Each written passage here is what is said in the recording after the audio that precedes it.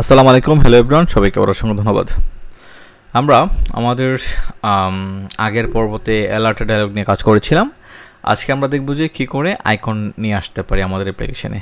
আমরা যখন Flutter mobile application develop করব, সেই ফ্লাটার মোবাইল অ্যাপ্লিকেশনের মধ্যে বিভিন্ন রকমের আইকন নিয়ে আমাদের কাজ করার প্রয়োজন পড়ে। আমরা আমাদের এখানে কী করব, একটা আইকন নিয়ে আসব, যে আইকন দিয়ে হচ্ছে যে আমরা আমরা যে কোনো জায়গায় আমাদের যে কোনো কাজের ক্ষেত্রে যে কোনো জায়গায় আমরা আইকন নিতে পারবো। ওকে, কারণ একটা সফটওয়্যারের মধ্যে যখন আপনি যাবেন, একটা মোবাইল অ্যাপ্লিকেশন সফটওয়্যার আপনি যান, গেলে দেখতে পারবেন যে এখানে বিভিন্ন রকমের আইকন ব্যবহার করা আছে। সো এই যে বিভিন্ন রকমের আইকন কীভাবে ব্যবহার করে সেইটা নিয়ে আজকে কী করবো, আমরা আলোচনা করব। আইকন নেওয়ার জন্য এই যে আমি বডিতে চলে যাব, বডিতে এসে আমি একটা সেন্টার উইজেট নিব। হ্যাঁ, CENTER, আমি একটা সেন্টার উইজেট নিয়ে নিলাম। এই সেন্টার উইজেটের ভিতরে আমি একটা কী করবো, চাইল্ড নিব। চাইল্ড আমরা জানি চাইল্ডগুলো কী কারণে নেই। এই চাইল্ডের মধ্যে আমি কী করবো, আইকন নিব। খেয়াল করে দেখেন, আইকন, এই আইকন নিলাম। আইকন নেওয়ার পরে যেটা আমরা করব, আইকন নেওয়ার পরে লিখবো আইকনস ডট দেওয়ার পরে এখান থেকে আমি যে কোনো কিছু নিতে পারি। যেমন যদি দেই ইউজার, হ্যাঁ, ইউজার ভেরিফাইড ইউজার দিয়ে দিই শুধুমাত্র। এই ভেরিফাইড ইউজার দিলে জাস্ট আমি যখন সেভ দিব, ও ভেরিফাইডের যে একটা আইকন থাকে ইউজারদের পাশে, এরকম ভেরিফাইড আইকন লেখা থাকে, সেই ভেরিফাইড আইকনটা কিন্তু এখানে চলে আসছে, তাই না? সুন্দর একটা আইকন কিন্তু চলে আসছে। এই আইকনের নাম দিলাম। এখন আমি যদি চাই আইকনের কি দিতে পারবো, আমি যদি চাই আইকনের হচ্ছে যে আপনার আইকনের সাইজ দিতে পারবো, তারপর আইকনের কালারও কিন্তু ইউজ করতে পারবো। এই সাইজ ব্যবহার করার জন্য আমি জাস্ট লিখবো সাইজ, আমি সাইজ লিখবো, এখান থেকে 250 দিয়ে দিই, সাইজ 250, সেভ দিলাম। খেয়াল করে দেখেন আমাদের এই আইকনটা কিন্তু অনেক বড় হয়ে গেছে, তাই না?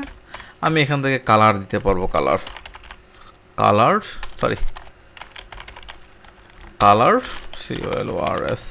কালার্স ডট, এখান থেকে যেই কোনো একটা কালার আমরা কিন্তু এখানে ইউজ করতে পারবো। কালার্স বানানো ভুল হয়েছে, COLORS, কালার্স ডট, এখান থেকে আপনি আপনার মতো করে যে কোনো কালার এখান থেকে ব্যবহার করতে পারবেন। ওকে, আপনি আপনার মতো করে যে কোনো একটা কালার এখান থেকে ইউজ করবেন। দেন আমরা সেভ দিলাম। সেভ দিলে দেখতে পারবো যে আমাদের এটার কালার কিন্তু চেঞ্জ হয়ে গেছে। খেয়াল করে দেখেন, এটার কালার কিন্তু চেঞ্জ হয়ে গেছে, তাই না? ভেরিফাইড আইকন আসছে এবং কালারটা কিন্তু চেঞ্জ হয়ে গেছে।